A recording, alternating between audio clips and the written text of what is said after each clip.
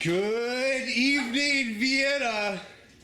After years of waiting, it is finally time for Stand Up Saturday. So come on down. We have a big crowd here tonight. First, I'm going to take a moment. We're going to have a lucky audience member here tonight who gets a special prize because it's a very special night. Oh, hey, how about you down in front? Go ahead and take a seat here. You get the special prize of filming the show. All right. So this is really important since you are the filmer of the show. Please don't fall asleep. All right. So this is a big night. Let's be like Dwayne Johnson. Let's rock. Woo! Right. So I'm really hoping, as you can tell, for some audience participation here. It'll help me feel a little less weird standing up here in the middle of our living room, telling terrible jokes. So feel free to cheer, feel free to laugh, and even I'm so desperate, feel free to boo or heckle. I've been married for 15 years, so I'm certainly used to all that. All right. So I have to say, I'm actually a little bit scared to do this. I've been putting it off for a long time. I'm a little bit nervous. Typically I don't get scared. The only few times are like those times when my 4 kids are suspiciously too quiet, or those first few hours after you go eat at Taco Bell and you're a little nervous. I'm feeling that tonight. But it's not because I'm doing a stand-up show here in my living room. It's because this is the first time I've worn dress pants since March of 2020. So unfortunately, that was 15 months ago, and even worse, 15 pounds ago. Is there an error with the camera? No, I'm just trying to see how to see. All right. Making me nervous even more. All right, so I'm nervous. I'm wearing dress pants for the first time in 15 months. It was 15 pounds ago. And these dress pants are almost 15 years old. So if you are the praying type, feel free to say a few prayers for these seams, because I'm really trying to keep this show to be rated G. So we'll see what happens. Now, I'm also kind of nervous because coincidentally, the same audience member once filmed another show for me.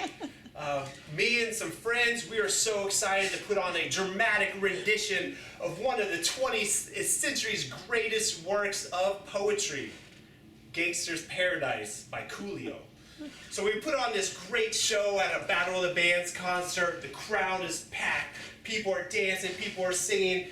Our set was amazing. We had great outfits and costumes. There's so much energy. We're so excited, and we actually won.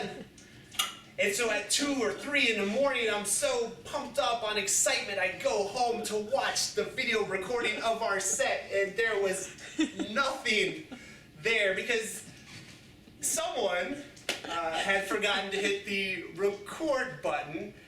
And it's not like I have hard feelings after 4 years, 11 months, 23 days, and 20 hours and 17 minutes or anything. It's in the past, but just making sure, do you still see a little red blinking dot showing it's recording? Yes. Okay, all right, that's awesome. So far, so good. As some of you here may know, I'm a lawyer. I'm not a stand-up comedian, so go easy on me with the reviews, but it's also important to know, for those people who have the true joy and the honor and the privilege of working closely with lawyers, or even better, living with lawyers, you may understand that lawyers love disclosures. So the little print that you see on the bottom of commercials or on the bottom of web pages, and nobody reads, lawyers read it. And lawyers love it. Okay, so I'm going to start off with a disclosure. There may be some singing as part of this surprise stand-up show, but I'm not a very good singer. So with that out of the way, as the Black Eyed Peas used to say, let's get it started in here, let's get it So I kind of thought the audience would join me on that part. Let's get it started in here. That's good. All right. So this makes my next transition a little awkward. Wow, what a great crowd we have here tonight. It's such an honor and a privilege to be able to do my first stand-up show ever in a packed house. I mean, technically, since we have 4 kids here, this house is always packed.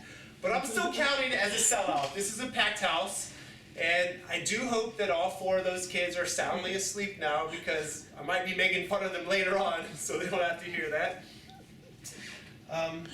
You know, I've been thinking about doing this for a long time, and just the past couple of days, I'm like, the time is now. But you know, I wanted to go big. I wanted this to be a big event. Never done anything like this. I wanted to be a big moment. So it's a little embarrassing, but I actually tried to rent out a movie theater for this little silly thing. It was going to be awesome.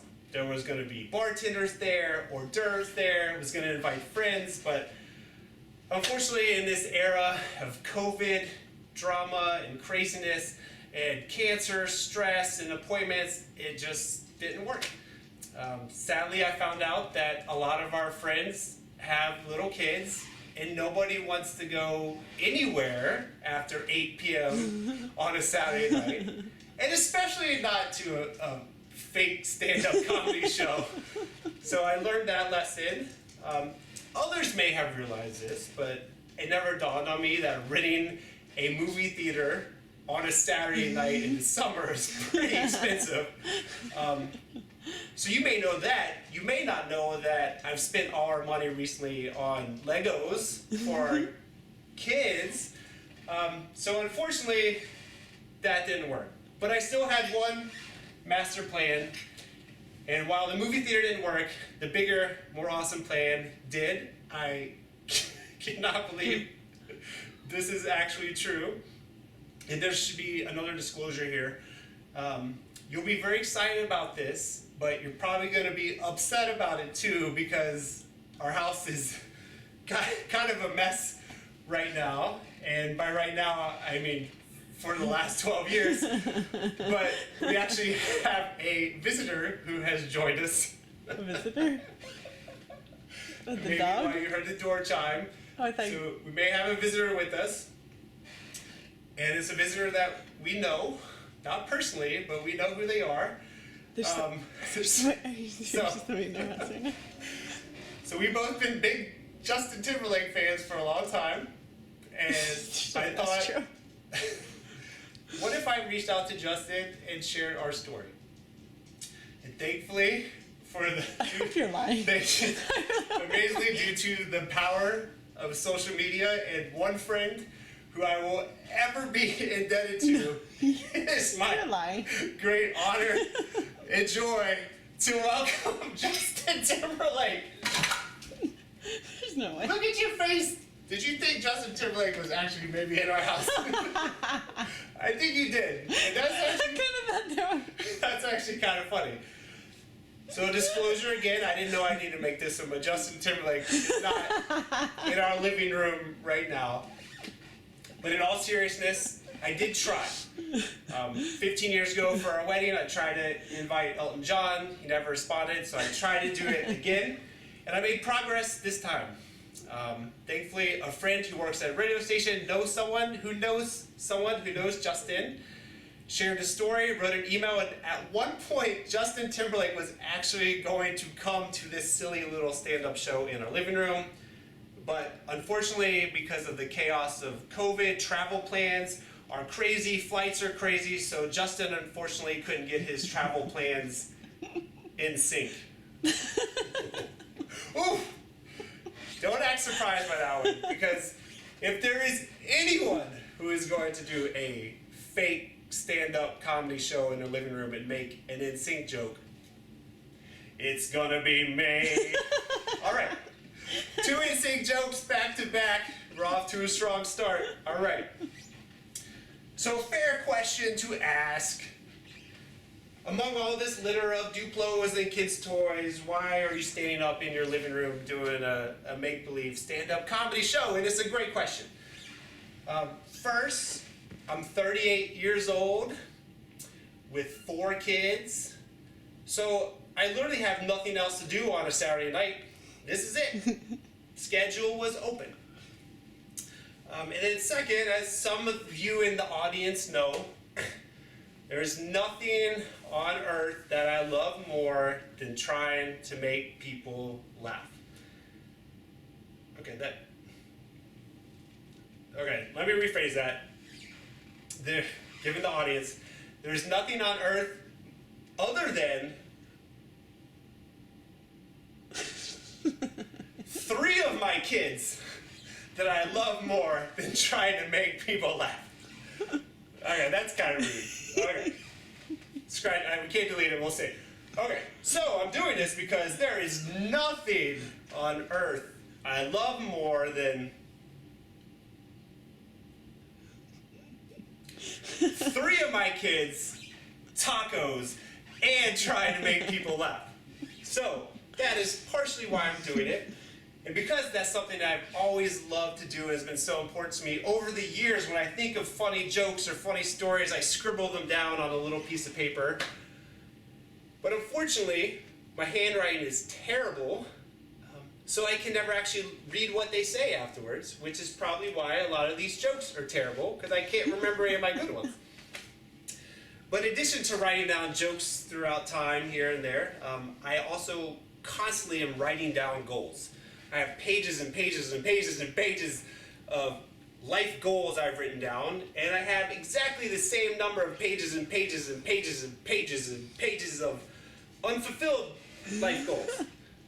Most of these are pretty typical, like try to eat healthier, exercise more, stop buying so many pairs of obnoxious colored pants, the typical stuff.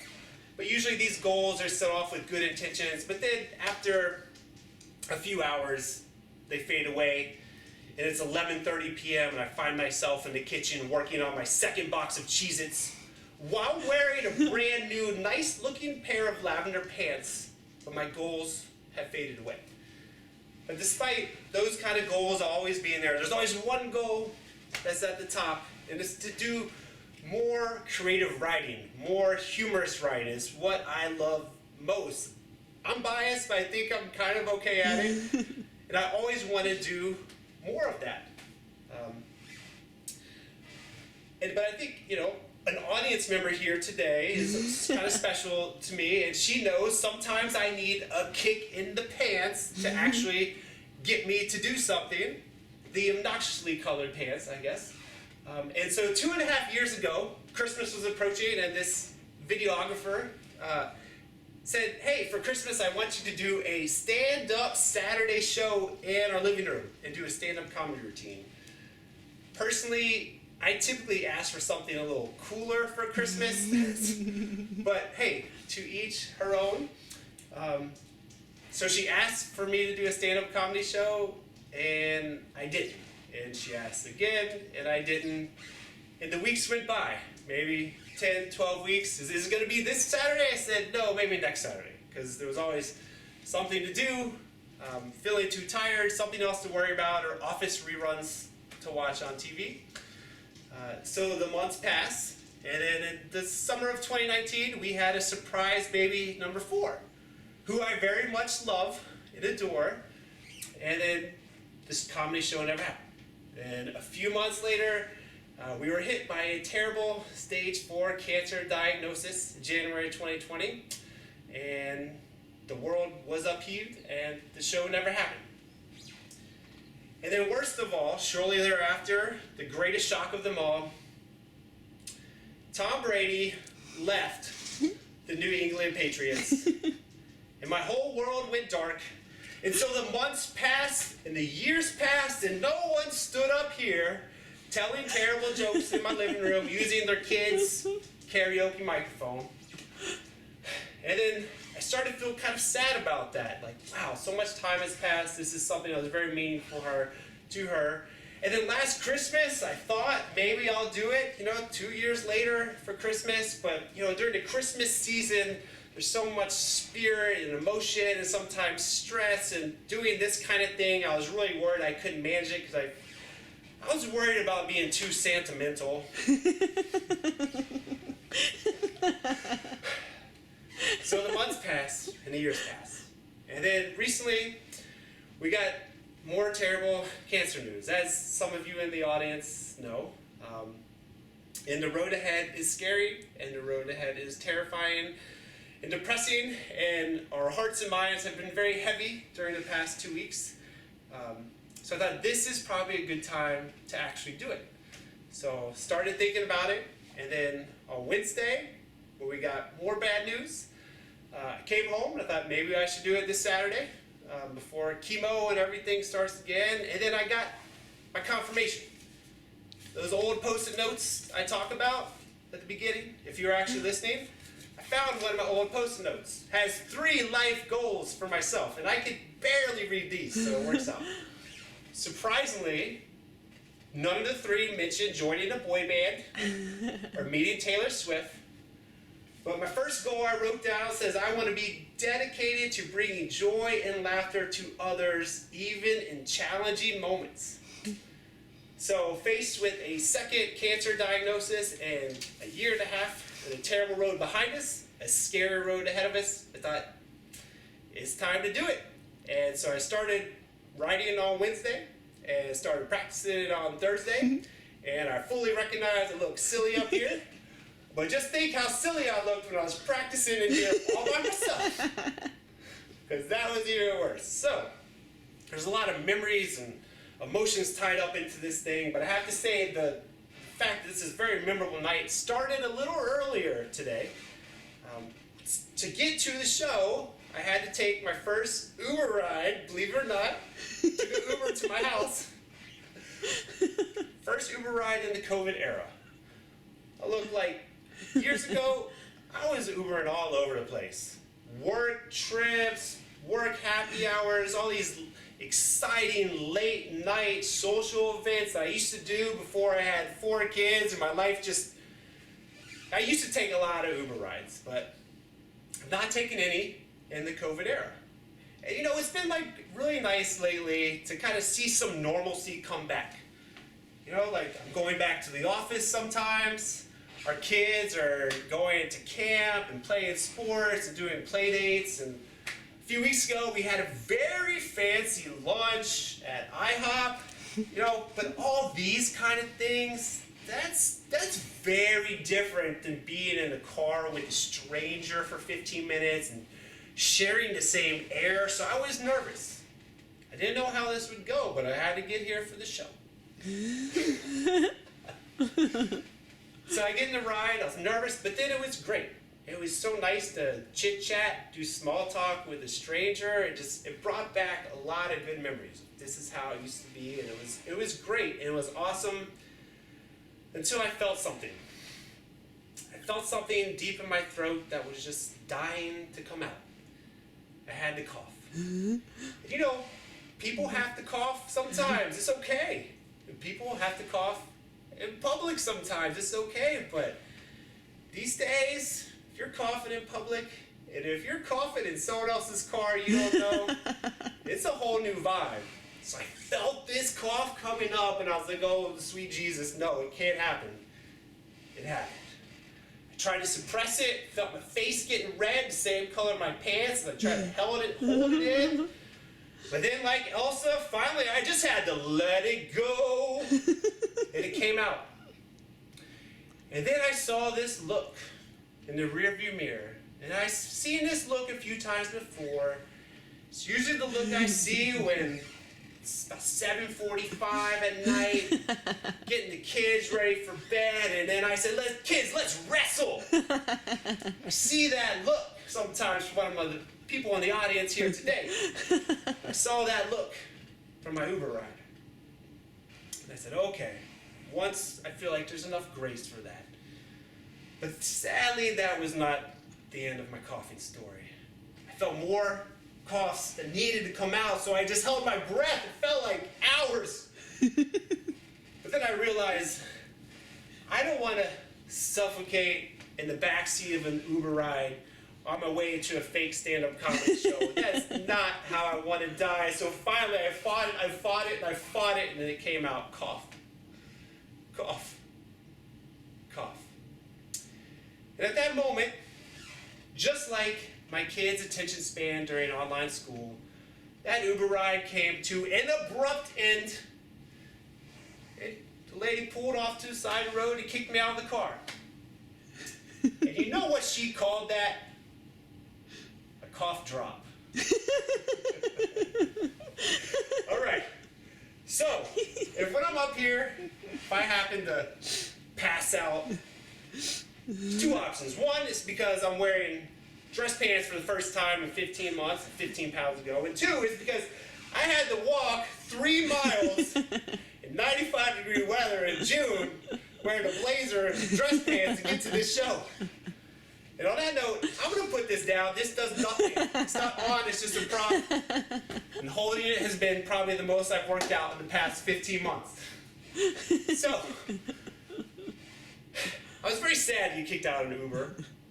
That's embarrassing in general, right? I'm 38 years old. I shouldn't be getting kicked out of an Uber ride on my way to a fake stand-up comedy show. But it happened, but I was especially sad, not just because I had to walk here and sweat all over the place. But second, like, this was my first time I ever rode in a Tesla. It was awesome. Just all these cool lights, the screens were huge. It was so quiet in there until I started coughing at least. It was just so cool and sleek, and it reminded me of being in a spaceship until I got kicked out, but it was just awesome. Now, to be fair, my standard for car awesomeness is like really low because I currently have 4 kids' car seats in my car and 4 million crumbled up Cheerios in my car. So my standards are low, but I'll say this car was awesome. And then what really surprised me was that this Tesla smelled so nice. And I was like, I don't understand this. So I thought about it on my 3-mile walk here. I said, now it makes sense. I bet all Teslas smell great. Because they never have gas. As you can see, this is a very fancy show. Very distinguished here. Oh my gosh. Saying fancy reminded me, so I forgot one thing. In planning this, I had actually planned to have popcorn set up to, it's not quite a movie theater, but to add to, the vibe a little bit. I wanted to have popcorn set up with some very cool little red and white paper boxes. I forgot that. But it was really hard to figure out because, I don't know if y'all have heard this, but, last March 2020, you couldn't find toilet paper anywhere. And then last month, for like 2 days, people went crazy and you couldn't find gasoline, that is, anywhere. And then now, like, popcorn is a new thing. And I'm like, why is popcorn sold out? Maybe because the movie theaters are open again? I'm not sure. Or at the Costco, Walmart, Target, Amazon, I could not find popcorn anywhere. So I started to research, why can't I find popcorn anywhere? I need some popcorn for my stand-up comedy show in my living room. And what I came to find out is popcorn is sold out everywhere because all the popcorn has joined the army. Yeah, all the popcorn wanted to be colonels again. Oh, I love it. Highbrow stuff here. All right. All this talk of food brings me back to that idea. Earlier I kind of made fun of myself of how I always have these goals to lose weight and eat healthier, and I flop and I flop and I flop. But recently it's been different. I have been fighting probably the hardest I ever had to resist temptation with food, to stop eating Oreos for breakfast and dinner and lunch and snacks and brunch, to exercise more. And I try to stay humble. I don't want to brag, but I've been crushing it lately. I have resisting temptation, eating healthy, exercise, and it's been awesome. Now, it's truly been the hardest 23 minutes of my life so far, but it is off to a strong start, and I've got big hopes this time. But, on that topic, in all seriousness, what I'm finding is I approach 40, it's really hard to, be a dad, be a husband, do yard work, have a job, do all this kind of stuff while trying to be healthy. So lately I thought it would be awesome if I could like combine all this stuff into like one thing, you know, save time. So I thought, what if you can exercise while eating? You know, at first you're like, oh, can I run while eating a burrito? Maybe, but probably not a great idea. Can I swim? No. Bike? Sounds kind of dangerous. But then I thought, you know what? I like the water. I like boats. What if we, you know, got like a little rowboat? You know, you see this in like movies where there's like people on a boat and it's so peaceful and tranquil and awesome. You know, like what if our whole family went and did that? It would be a little different with 4 kids whining about the color cup they want. But, you know, look, we could spend time outdoors, could exercise, could definitely eat while rowing a boat here and there. You know, spend time together as a family all at once. This is perfect. But then I got depressed and I realized, getting a little old now, got arthritis in my right shoulder. So there's like no way I could sit in a rowboat and row all 6 of us while trying to eat. And I thought, you know what? I have a friend who can help me. And this sounds silly, but once you think about it, it makes sense. And so I thought, you know who can help me with this goal? C-3PO. I know that sounds crazy, and yes, C-3PO from Star Wars, but I thought C-3PO would be perfect for this goal, you know, because he's a robot. All right, Vienna, you're in a great crowd. Remember to tip your Uber driver. And as Justin Timberlake says, she's not in our house, but as he says, bye, bye, bye.